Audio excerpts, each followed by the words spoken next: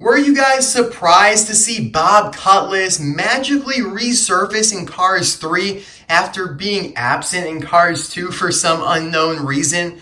I have to be honest, I was shocked. I mean, it seemed like he just didn't want to be a part of the franchise anymore because he wasn't in Cars 2 reporting for the World Grand Prix. So when he kind of returned, and it was not really even announced before the movie, it was like maybe just a couple weeks before Cars 3 came out, that Bob Costas, who Bob Cutlass is based on, Costas is a real life announcer, and I believe right now he is employed by MLB, but he does all sorts of sports. Like, he announced that he was going to be coming back, and there he was in the movie. And we'll get into the details with this mystery a little bit later because I think there's a little drama to it. So anyways, first off, thank you guys for all the support on my recent videos. We've been doing awesome. It's been a lot of fun reviewing all of these new cars, and we have 4 more to go. So who do you want me to review first? Option number 1 is Kiel Motorray, the Mini Cooper with luggage that accompanies Steve Hearsell into the Florida 500. Then we have Super Chase Biz Torqsen in the Scavenger Hunt series. Another Scavenger Hunt release, but not a Super Chase, is Metallic Nick Stickers. He's stunning. I can't wait to review him. And last but definitely not least is Bill Revs, another new cotter pin goer. I love the cotter pin cars, I really do. I hope they release more of them because there are some more in the bar that Mattel have not announced yet. But anyway, getting now into this video, Bob Cutlass won the poll on my last video of Xanadu Bumpers by a not so whopping 65%. Again, all the results are pretty split. I mean, 65% is not much. On my polls that I used to do, years ago, I remember for my Cars 3 diecast, the winner would win by like 70 to 80%. So I don't know, you guys are really split nowadays, but that's cool with me. I don't mind reviewing Bob Cutlass here, even though in my opinion he is one of the more boring cars from this case, simply because he's not a new character. But anyway, we have Florida 500 is the series, a nice blue stripe, and there's a nice new render from him for Cars 3. On the back, we can see Jackson Storm, Rusty's Cruise, Deco Cruise, and Shannon Spokes are to be released. I believe all these are actually out now, except for Rusty's Cruise, except, obviously Rusty's Cruise is already available, but not on the 2019 packaging. It's the opening race of the Piston Cup season. Who will take home the championship? We know that Cruz Ramirez does. Spoiler alert. Florida 500, you get a nice picture of the stadium as it's filling in there, a nice shot of pit row. So I will be right back with Bob Cutlass here opened up.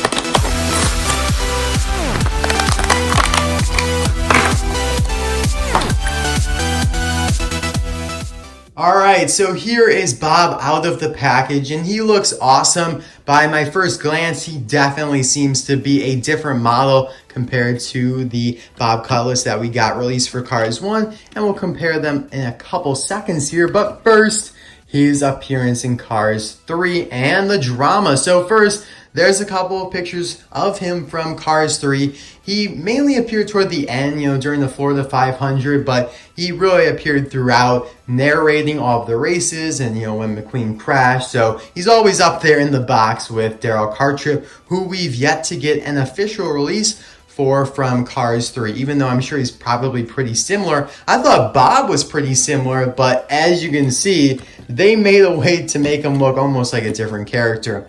Now, as for the drama, in Cars 2, you had, or let's go back to Cars 1. So Cars 1, you have just Darrell and Bob narrating the Piston Cup, and they were released with these microphones in a 2-pack in 2017. Link to that video is in the description below, along with the card suggestion pop-up. That's my last review of them. It feels just like yesterday, actually. Man, how time flies. I mean, it really does. I'm not just saying that. And so that was Cars 1. It seemed like, they would return for Cars 2, especially since Darrell Cartrip did. And so we got our release of Darrell Cartrip from Cars 2, and this is before Cars 2 even hit theaters. And he was in a 2-pack now with Brent Mustangburger, this new guy who's pretty cool, based on Brent Mushburger, I believe. And this is the only Mustang that Mattel has ever released. You can even see the emblem there, that they got the rights all just to release Brent Mustangberger. I mean, they had plenty of other Mustangs in the movie. Same kind of deal with the Volkswagen. And we were accompanied by David Hobscap, who's been released a couple times, but only once without a headset. So he's a little bit more of an obscure one, but he is based on David Hobbs, I believe. So these were the announcers for the World Grand Prix. Kind of a nice international mix, since this guy is British over here on the left. But Bob was just gone. Like, what's he doing? And I don't know.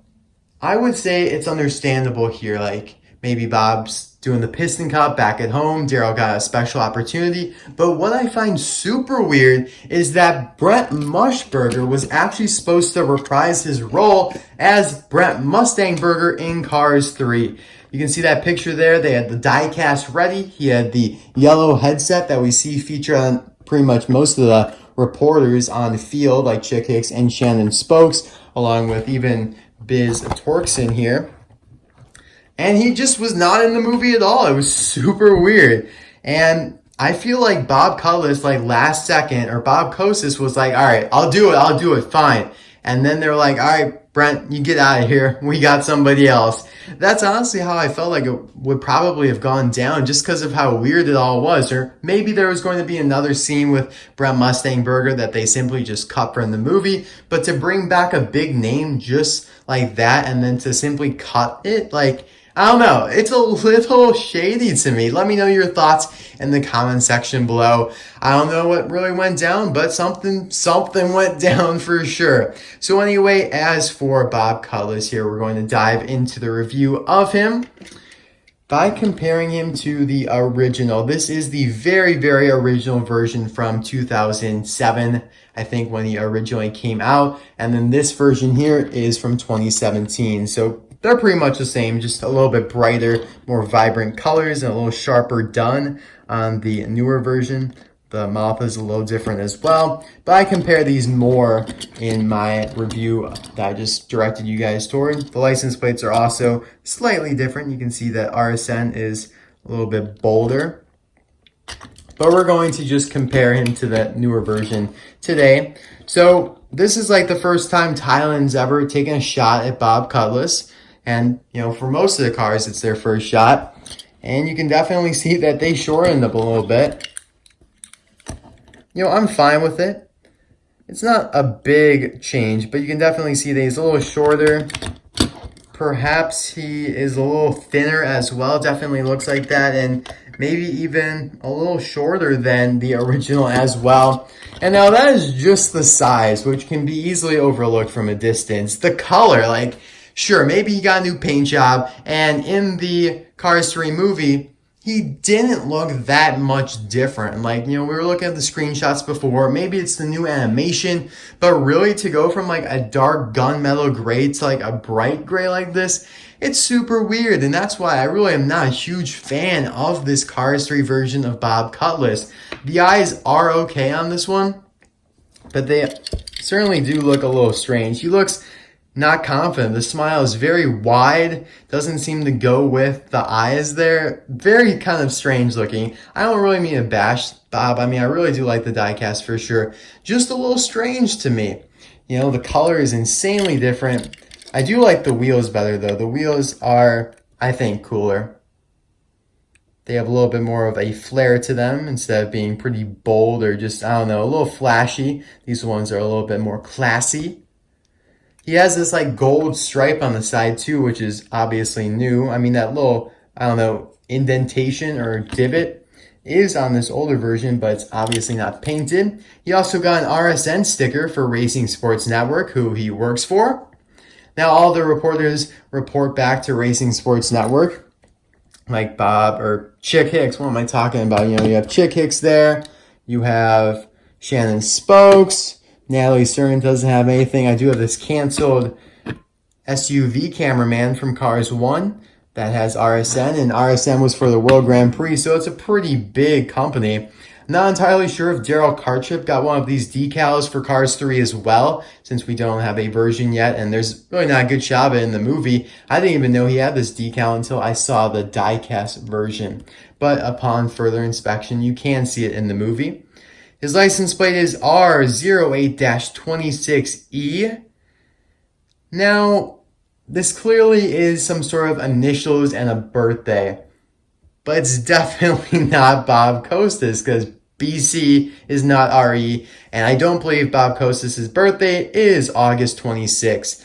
You know, they do these birthdays a lot. Like, they have license plates. Pretty much every license plate, even on like the Paunchy Wipeouts hauler, is like this. You know, you have two letters on the either end, and then you have a date in the middle. Very, very strange how they're doing it now, because I can never tell who the birthday is for. Maybe it's a random employee, but you'd think that it should correlate to the diecast. But I really have no idea who RE would be. I just don't know. If you guys have any idea, please let me know in the comment section below. The text above it, it looks like New Oceania or something. New Gearney? New Jersey. New Gearsy. There we go. All right. I think it's a play on New Jersey, the United States state, but kind of making it like Gearsy. Maybe. And the text below is too kind of bunched up to read. But yeah, that's a nice license plate if only I knew who the birthday was for. Anyway, you have some interesting looking taillights there, along with a indentation for the exhaust pipes, which I think is pretty nice, and then the light for the trunk. In comparison to the previous version, his license plate used to be RSN, and it used to say carburetor above it. Now, it is understandable for somebody to change license plates. I mean, you know, I've probably even changed the license plate, I think, or probably not, but I know my parents have. Anyway, you can see the taillights have changed, the exhaust pipes are a little different, so really, I mean, so many things changed with Bob Cutlass. Even the antenna on his roof is not as prominent as it used to be. He also has this black stripe on the window bar there. Here is the base. Based on that L52 date stamp, he was made in the 52nd week of 2018. The L stands for 2018. A stands for the factory, I would assume. And that's pretty much it for Bob. Yep, I would say he's my least favorite from the case. I'm sorry, all you Bob Cutlass fans out there. I'm just kind of confused. Confused by the license plate, confused by the changes. Not a fan of the wide mouth as well. Like, it looks like something from a video game. Like Bowser's Inside Story, like something like that. Like he's one of the creatures you would fight. And yes, I just made a Bowser's Inside Story reference. Anyway, as we continue and conclude the review here, I do want to just compare him to Bruce Boxman, because Bruce shares almost the same exact model as Bob Cutlass here, and is the only car that does in the Cars universe, or Cars diecast universe. I'm sure there's a bunch of other ones out there that we have not even gotten diecast for. They are different models though. Bruce is a little smaller, and now since Bruce wasn't made in Thailand, this new Bob is also a different model. So interesting stuff. Thank you guys so much for watching. I did decide to upload this on a Monday, the Spruce Monday up. I mean, everybody complains about Monday, but come on, it's basically like a starting line to a race. You have everything to look forward to. You have a new fresh start. I think we should all kind of just take a step back and think differently about Mondays. As I set up this Cars 3 scene here, let me know what you guys think about Bob, and maybe, do you think we'll get a Cars 3 Darrell Cartrip? I'd say probably. And yeah, I hope you guys enjoyed this video. Hopefully you're enjoying the new quality on my iPhone XS. And the audio, I know, is a little bit different, but that just kind of is what it is. I can't really change that. I think we will get used to it though. So we have the little bunch of Cars 3 reporters here, and soon Biz as well. So I will see you guys in a couple days for another video. I personally want Kiel Motorray to be reviewed, but I think it's going to be Bill Revs, and so I'll see you then. Bye now.